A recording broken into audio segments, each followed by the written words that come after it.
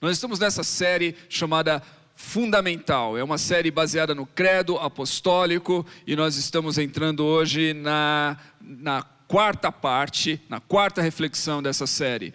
A série lida com as nossas crenças essenciais. Se você participou de das nossas classes de novos membros, ou se você já olhou no nosso site para ver as nossas crenças essenciais, você vai ver que nós colocamos lá o credo apostólico. Nós também recitamos, fazemos uma leitura orante do credo apostólico todo domingo quando celebramos a ceia. Para nós, o credo tem justamente essa característica. Ele tem ali as nossas crenças essenciais, aquilo que nos une como cristãos, que nos define como cristãos. Teve um cantor de música cristã nos Estados Unidos que fez muito sucesso na década de 80, início da década de 90, e uma das suas músicas era justamente sobre o credo. E ele dizia nessa música o seguinte, ele dizia: não fui eu que inventei o credo, não fui eu que fiz o credo, não, é Ele que está me fazendo, é Ele que está me formando, é Ele que está formando a minha vida e a minha fé. E esse é o aspecto então do credo, e é por isso que para nós é importante enfocarmos essas crenças fundamentais, essenciais da nossa fé. O texto que eu gostaria de ler nessa manhã é o texto da primeira carta de Paulo aos Tessalonicenses, no capítulo 5, e os versículos 19 até o 24. Essas são instruções finais de Paulo nessa epístola, e no versículo 19 ele diz assim: não apaguem o espírito, não tratem com desprezo as profecias, mas ponham à prova todas as coisas e fiquem com o que é bom, afastem-se de toda forma do mal. Que o próprio Deus da paz os santifique inteiramente, que todo o espírito, a alma e o corpo de vocês sejam preservados, irrepreensíveis na vinda do nosso Senhor Jesus Cristo. Aquele que os chama é fiel e fará isso. Esta é a palavra do Senhor para nós hoje.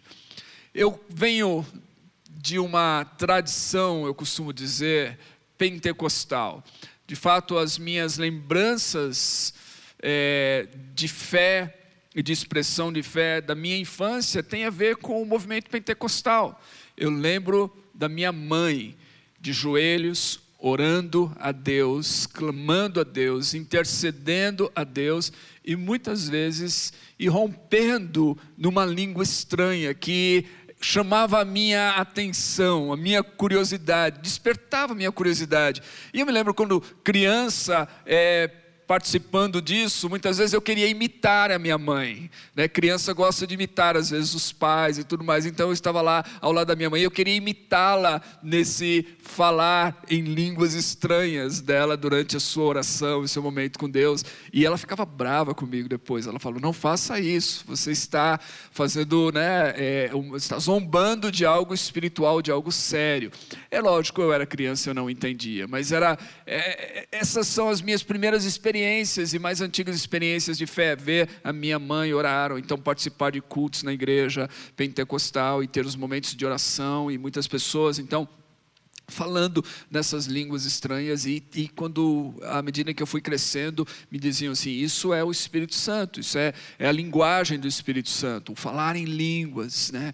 E então eu cresci nessa tradição, eu me converti nessa tradição, e muitas pessoas já me ouviram dizer, o termo não é meu, eu não o inventei, eu roubei ele do Eugene Peterson, que está lá no seu livro do Memórias de um Pastor, onde ele refere-se a si mesmo, tendo tido a mesma experiência, vindo de uma família pentecostal, ele refere-se a si mesmo mais tarde na sua vida como presbicostal.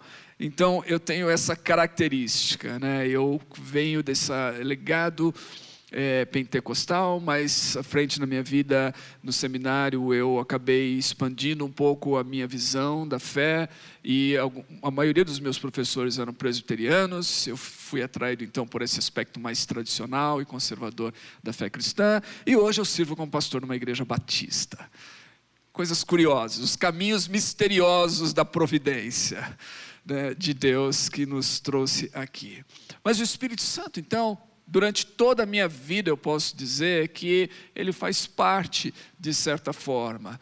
Seja na curiosidade infantil daquelas línguas estranhas faladas pela minha mãe, seja posteriormente quando eu, aos 14 anos, frequentei uma igreja pentecostal e entreguei ali a minha vida a Jesus e participava das reuniões de oração com aqueles irmãos que invocavam a presença do Espírito Santo e muitas vezes irrompiam nessas línguas estranhas.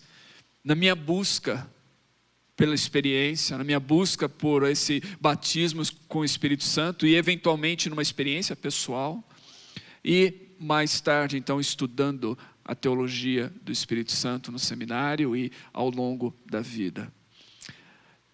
Não é por acaso que o termo grego para o Espírito Santo usado por Jesus muitas vezes e traduzido como Consolador é Paráclitos. Não é por acaso, porque Paráclitos é justamente aquele que vem para estar ao nosso lado, para se colocar ao nosso lado. O termo era usado muitas vezes referindo-se a uma questão talvez de um tribunal, e por isso alguns dizem como um advogado, aquele que está ao lado, aquele que está do seu lado. Mas o Espírito Santo não é só aquele que está ao nosso lado, o Espírito Santo é aquele que está em nós. E a forma trinitária do credo nos mostra isso. Ela começa dizendo do Pai, que é a fonte de todas as coisas. Creio em Deus Pai, Criador dos céus e da terra. Eu creio em Deus, o Pai, Criador dos céus e da terra. Ela fala do Filho, creio em Jesus Cristo, seu Filho. O Filho de Deus é aquele Redentor. O Filho de Deus nos mostra e nos revela aquilo que Deus fez, aquilo que Deus está fazendo e aquilo que Deus ainda fará por meio do Filho.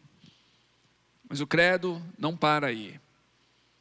No seu terceiro artigo, ele diz: creio no Espírito Santo.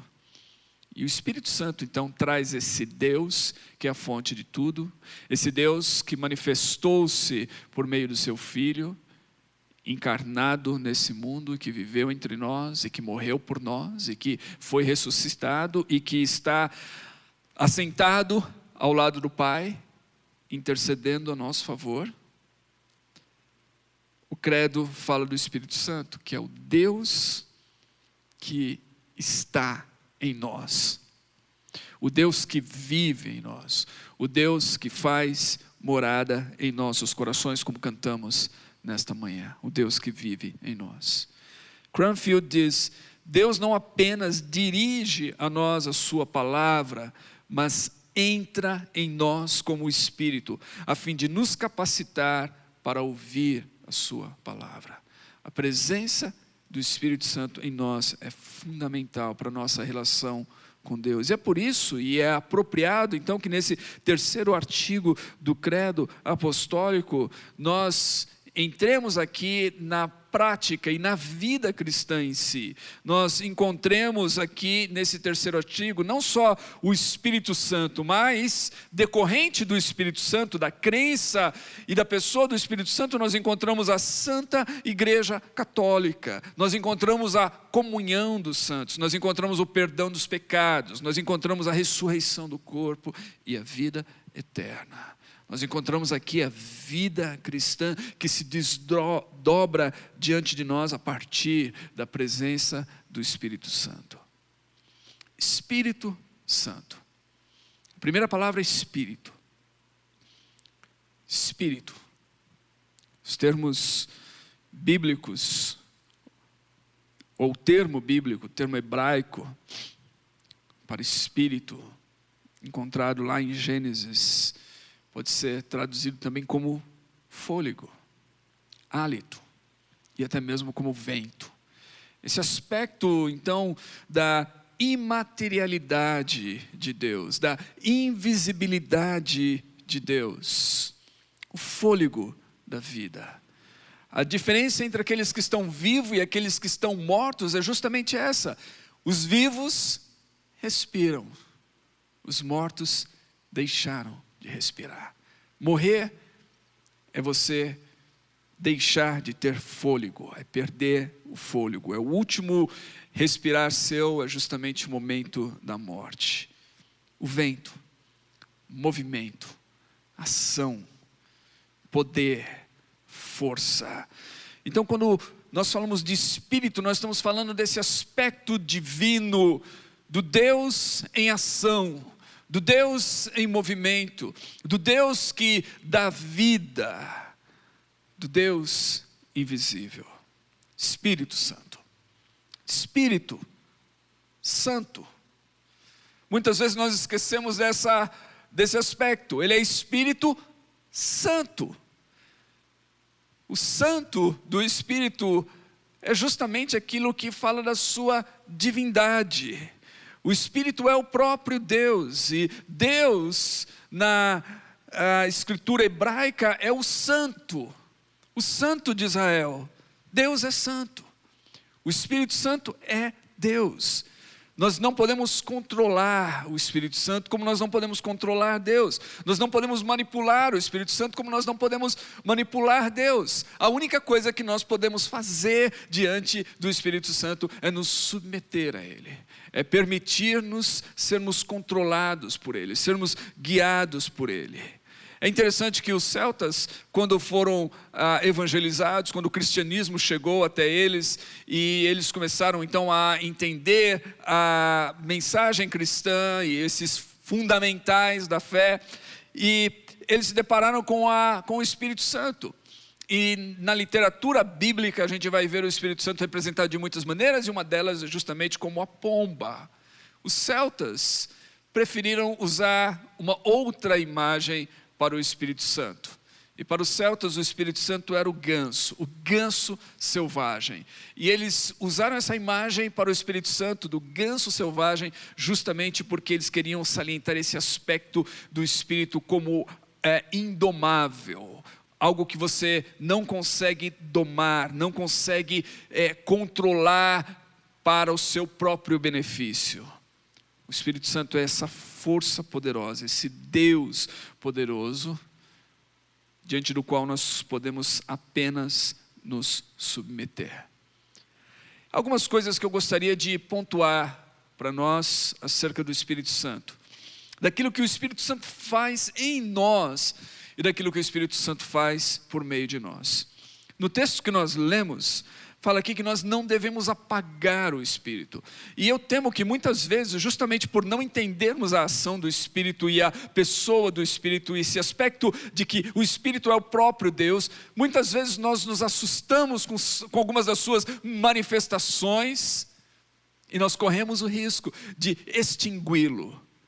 De fato, alguém disse que se tirássemos o Espírito Santo da maioria das nossas igrejas, nós sequer notaríamos a sua ausência. E é triste quando nós pensamos nisso. Seria muito triste se este fato fosse verdadeiro acerca da nossa comunidade. E eu oro, e eu clamo, e intercedo para que nossa comunidade seja uma comunidade que seja cheia do Espírito, que tenha intimidade com o Espírito, que seja guiada pelo Espírito, movida pelo Espírito, que seja incomodada pelo Espírito, cujo vento do Espírito esteja soprando sempre.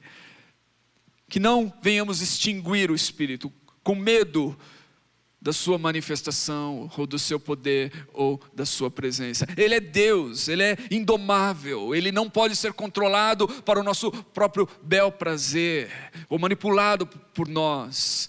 Ele tem o seu querer, a sua vontade, e nós nos submetemos a ela. E que nós possamos então nos submeter sem que, por medo ou algum tipo de preconceito ou barreira, venhamos extingui-lo. Diz o texto aqui que nós devemos ouvir a voz do Espírito. Diz aqui: não tratem com desprezo as profecias, mas ponham à prova todas as coisas e fiquem com o que é bom. Muitas vezes nós desprezamos a voz do Espírito quando Ele fala, porque nós duvidamos de que Ele fale ainda hoje. E de que Ele fale muitas vezes, não só como Ele fala através das Escrituras, mas de que Ele muitas vezes usa pessoas para falar. Que a sua voz se faz ouvir através da voz humana de pessoas. E aí nós desprezamos a voz do Espírito. Então, o que o Espírito faz em nós e por meio de nós? Bom, a primeira coisa é importante saber que o Espírito Santo é aquele que nos conduz à fé. Nós não seríamos cristãos, nós não teríamos fé, se não fora pelo Espírito Santo. Ele nos leva à fé. Jesus disse que quando Ele viesse, Ele nos convenceria do pecado. Sem o convencimento do pecado, não há arrependimento. Os homens, todos nós, podemos pensar muito bem que somos bons diante de Deus, que a nossa vida não é tão ruim assim. Nós nos comparamos com outras pessoas e sempre nos comparamos com aqueles que são piores do que nós. Então nós somos bons. Nós evidentemente não precisamos nos arrepender de muitas coisas, mas o Espírito Santo, quando Ele vem e lança a sua luz sobre nós, Ele faz nos ver que nós não somos tão bons assim, que de fato nós somos bem pecadores, que nós estamos perdidos, que, como diz a canção de Newton, nós estávamos cegos, nós éramos miseráveis, nós estávamos completamente perdidos e sem direção. E então o Espírito Santo, Ele nos mostra isso. Mas não só isso, Jesus disse que quando Ele vem, Ele nos guia à verdade. Ele não só nos mostra que estamos perdidos, mas Ele nos mostra o caminho certo, o caminho da verdade, o caminho que nós devemos seguir. E Jesus diz que Ele é glorificado por meio do Espírito Santo, quando o Espírito Santo torna Deus conhecido para nós. O Espírito é Deus, e Ele nos torna Deus conhecido. Ele revela Deus para nós. Ele revela o amor e a bondade e a justiça e o juízo de Deus para nós. Ele traz Deus para nós. Então o Espírito Santo nos conduz à fé em Cristo. Se nós temos fé hoje, é por causa da ação do Espírito Santo em nossas vidas. Não extinguais o Espírito, não apaguem o Espírito. Nós precisamos do Espírito. O Espírito Santo nos assegura que nós somos filhos de Deus. Em Romanos 8, dos versículos 14 a 16, Paulo desenvolve isso. Nós somos filhos de Deus, e é o Espírito Santo que nos assegura isso. Ele diz assim: porque todos aqueles que são guiados pelo Espírito de Deus são filhos de Deus. Se nós estamos sendo guiados pelo Espírito, nós somos filhos de Deus. Se o Espírito não nos guia, se não estamos submissos a Ele, se não ouvimos a sua voz, a sua direção, se não estamos orientando as nossas vidas por Ele, então nós não somos filhos de Deus, Paulo diz. O Espírito que nós recebemos, que nos torna filhos, é esse Espírito de adoção. Ele fala, por meio do qual nós clamamos, Abba, Pai. O Espírito em nós nos dá essa intimidade com Deus, para falarmos com Deus e conhecermos a Deus e conhecermos o amor de Deus como o nosso Abba, como o nosso Pai, como um Pai querido, como um Pai. Nós falamos desse aspecto de Deus como Pai, e o Espírito Santo é que revela isso para nós, é que torna possível conhecermos Deus assim. No versículo 16, Paulo diz, o próprio Espírito testifica com o nosso Espírito que nós somos filhos de Deus. Quem é filho de Deus sabe que é filho de Deus. Quem é filho de Deus não duvida que é filho de Deus. Por quê? Porque o Espírito em nós testifica o nosso Espírito, fala conosco que nós somos filhos de Deus. Terceiro, o Espírito Santo nos conduz à santificação. Afinal de contas, Ele é o Espírito Santo. Ele nos leva à santificação. E a santificação é o progresso de santidade em nosso viver. Santificação é nos tornarmos cada vez mais semelhantes a esse Deus que é santo, ao seu caráter. É ajustarmos a nossa vida e nos moldarmos a Deus, a sua vontade, ao seu caráter, aquilo que Deus revelou que é que Ele deseja para nós. Santificação é ser santo e transformar isso em prática. Nós somos declarados santos. É interessante nas Escrituras esse termo santo, no Velho Testamento e no Novo Testamento. No Velho Testamento, ele vem a partir do próprio Deus e das coisas então que são separadas para Deus. Quando certos objetos eram separados para Deus, aqueles objetos se tornavam santos. Quando certas pessoas eram separadas para o serviço, para servir a Deus, essas pessoas eram chamadas de santas, porque elas eram separadas, dedicadas exclusivamente para Deus. Quando Deus chama um povo para pertencer a Ele, quando Deus separa um povo dentre todos os povos da terra para Ele, como é que Deus se refere a esse povo? Deus diz que esse é um povo santo. porque pertence a Ele, porque foi separado por Ele. Então, tem esse aspecto de pertencimento a Deus e é declarado por Deus como santo. Paulo escreve aos cristãos e diz assim, aos santos de Deus que estão em uma determinada cidade.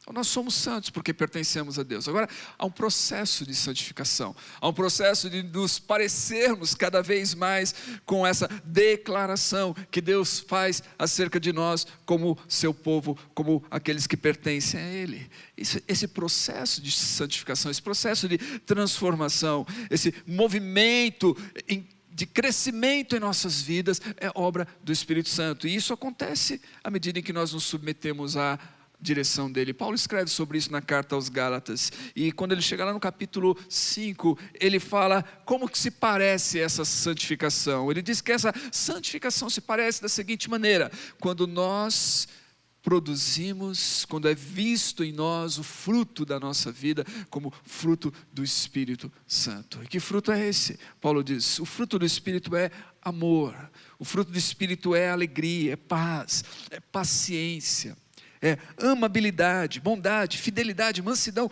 domínio próprio. Devemos perguntar a nós mesmos, essas características estão presentes em nossa vida? O Espírito Santo vem para nos santificar. À medida em que nós somos guiados por Ele, estamos submissos a Ele, então as nossas vidas devem mostrar mais desse seu caráter santo, manifesto no nosso amor, no modo como nós tratamos as pessoas ao nosso redor, na alegria que nós temos, uma alegria indizível, uma alegria que não depende das circunstâncias, uma alegria que vem lá do fundo do nosso coração, a paz que excede entendimento. Nós estamos num momento tão difícil agora, o mundo inteiro está perturbado, temeroso, mas aqueles que têm o Espírito, aqueles que têm Deus dentro deles, têm uma paz que vai além das circunstâncias. Na amabilidade, bondade, fidelidade, esses aspectos, tudo isso é produzido em nós pelo Espírito Santo. Nós precisamos nos submeter a Ele. O Espírito Santo também nos capacita para testemunhar de Cristo. A gente vai ver isso no livro de Atos. Mais adiante, nesse ano, nós vamos olhar e estudar o livro de Atos e nós vamos ver claramente isso. Mas todos nós conhecemos Atos 1:8, quando Jesus diz aos seus discípulos, fiquem em Jerusalém, até que do alto vocês sejam revestidos de poder, e então vocês serão minhas testemunhas, tanto em Jerusalém, como em Samaria e toda a Judéia, e até os confins da terra. Então eles devem receber esse poder do alto, esse poder do Espírito Santo, que os capacitará a serem testemunhas de Jesus. É interessante que a gente lê lá em Atos 4:31, depois eles passarem por um aperto e perseguição e pressão. A igreja que estava crescendo já era uma igreja perseguida, e os apóstolos então são levados diante das autoridades judaicas, eles são julgados, eles são ameaçados, é dito a eles que eles não devem mais pregar o nome de Jesus e tudo isso, e eles vão lá, eles oram, e eles oram não para que sejam livres da perseguição, mas para que no meio da perseguição eles possam ter coragem e possam permanecer fiéis a Deus. E eu gosto desse versículo, foi um daqueles que eu memorizei lá na minha adolescência, e eu gosto dele, Atos 4:31, que diz que tendo orado, moveu-se o lugar em que eles estavam reunidos, e todos foram cheios do Espírito Santo e anunciavam com ousadia a palavra da verdade. Moveu-se o lugar, o Espírito Santo vem novamente, move aquelas pessoas, move as suas vidas, enche eles de coragem, de poder, de unção do alto, e eles então passam a anunciar com ousadia. Nós precisamos disso.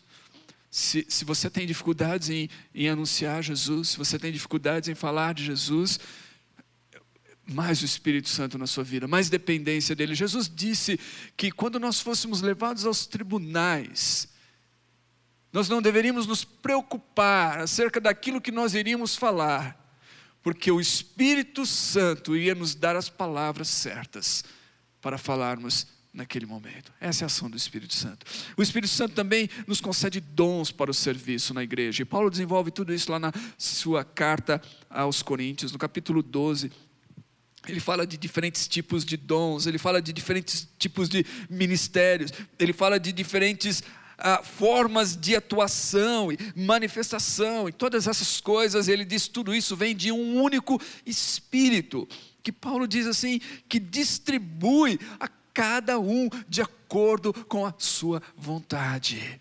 Dom é algo dado pelo Espírito, é graça de Deus, não é algo que nós merecemos, mas Deus nos dá de acordo com a sua vontade. E Ele faz isso para o bem da comunidade, para a edificação do seu corpo, para a expansão da sua palavra, proclamação da sua palavra, para que a sua igreja seja uma igreja atuante, viva, transformadora na sociedade. Então o Espírito Santo nos concede dons para o serviço, e o Espírito Santo nos dá esperança.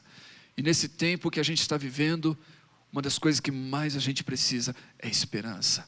Em Romanos 8, Paulo fala sobre a esperança e fala sobre o Espírito e a relação do Espírito com a esperança. Eu já citei aqui que por meio do Espírito nós somos adotados, nós nos reconhecemos como filhos de Deus, nós temos esse testemunho em nosso coração de que nós somos filhos de Deus e que Deus nos trata como filhos, um bom pai tratando-nos como filhos. Nós cantamos aqui que Ele é um bom Pai, e isso é testemunhado em nós pelo Espírito Santo. Paulo diz que esse mesmo Espírito, Ele ajuda em nossas fraquezas. Há momentos na vida em que nós nos sentimos fracos, há momentos na vida em que nós nem sequer sabemos como orar, mas o Espírito Santo ajuda-nos nesses momentos. Ele é Deus em nós, Deus dentro de nós. E aí, lá em Romanos 15, Paulo diz assim, que o Deus da esperança os encha de toda alegria e paz, por sua confiança nele, para que vocês transbordem de esperança pelo poder do Espírito Santo. Que o Deus da esperança encha vocês de alegria e paz, para que vocês transbordem de esperança. Como vamos transbordar de esperança?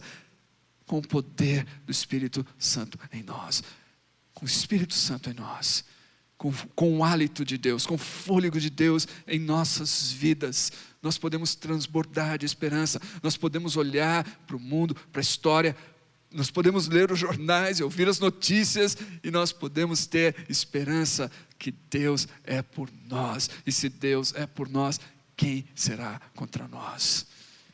Deus está no controle, Deus não perdeu o controle, não é um vírus se espalhando pelo mundo que vai deter a ação e a obra de Deus. Deus está no controle, e nós podemos crer, e nós podemos esperar, e nós podemos confiar, porque o Espírito Santo testifica em nossos corações, Ele fala conosco, Ele intercede por nós, Ele está presente em nossas vidas. Então não apaguem o Espírito, não apaguem o Espírito, mas se submetam ao Espírito. Paulo diz aqui, submetam-se ao Espírito, não desprezem a sua voz, provem todas as coisas e afastem-se do mal. Se alguma coisa que vai nos colocar em choque com a presença e com a atuação do Espírito Santo em nossas vidas, é quando nós permitimos que o pecado tome conta das nossas vidas. Se nós nos tornarmos amigos do pecado, nós vamos nos tornar inimigos de Deus. Nós não podemos permitir que o pecado domine as nossas vidas. Afastem-se de toda forma do mal. Em Efésios 4:13, Paulo diz, não entristeçam o Espírito Santo. Quando nós começamos a permitir que o pecado esteja presente em nossa vida, quando nós começamos a brincar com coisas que nós sabemos que não agradam a Deus, quando nós começamos a nos render a essas coisas, e elas começam a fazer parte da nossa vida, o que acontece? Nós estamos entristecendo o Espírito, nós estamos extinguindo a ação do Espírito, ainda que o Espírito possa estar em nós, mas as nossas ações estão impedindo a ação do Espírito. Nós não estamos nos submetendo a Ele, e aí nós deixamos de exibir os frutos do Espírito, aí nós deixamos de exibir essas características que fazem de nós esse povo santo de Deus, vitrine daquilo que significa servir a Deus e pertencer a Deus para o mundo ao nosso redor. As nossas ações pecaminosas elas entristecem o Espírito Santo. Ao contrário, nós devemos ser cheios do Espírito. Nós devemos buscar o Espírito Santo. E eu gosto de lembrar do evangelista D.L. Moody, que costumava dizer e encorajar os seus ouvintes a se encherem do Espírito Santo. E alguém um dia perguntou para ele e falou assim: mas por que é que você constantemente fala para as pessoas que elas devem ser cheias do Espírito? E o Moody disse: bem, eu preciso de um enchimento contínuo porque eu esvazio. Eu esvazio. É como se ele estivesse dizendo que ele tivesse como um container com furo, ou alguma coisa assim. Você enche aquele container e ele vaza. E o Moody, ele dizia isso, ele apontou para um tanque de água que havia se esvaziado, e ele disse assim: eu sou dessa maneira, por isso eu preciso constantemente pedir: enche-me, Espírito, enche a minha vida, enche-me. E é assim que nós devemos fazer, porque tal como Moody, nós também, se formos reais e verdadeiros e sinceros, nós vamos reconhecer que nós também esvaziamos. Que nós podemos ir para uma vigília, que nós podemos participar de uma reunião abençoada de oração, que nós podemos ir para um congresso ou para um acampamento, que nós podemos ir para uma grande conferência como o Descende ou alguma coisa semelhante. Nós podemos cantar, buscar, orar a Deus e tudo mais, e sentirmos que estamos cheios do Espírito Santo, mas no entanto, se nós a partir daí não continuarmos buscando e orando e lendo as Escrituras e nos colocando de joelhos diante de Deus, na presença de Deus, o fato é que não demora muito tempo e nós nos sentimos vazios, porque nós esvaziamos, porque há em nós ainda algo que precisa ser transformado pela ação do Espírito, e que esse transformar só vai se completar no dia de Cristo. Então, enchei-vos do Espírito, Paulo diz, que nós possamos encher-nos do Espírito. Esse artigo do credo não é só para que a gente tenha um conhecimento intelectual, que Deus é Pai, Filho e o Espírito Santo. Não é só uma fórmula batismal que a gente pronuncia quando as pessoas vão ser batizadas.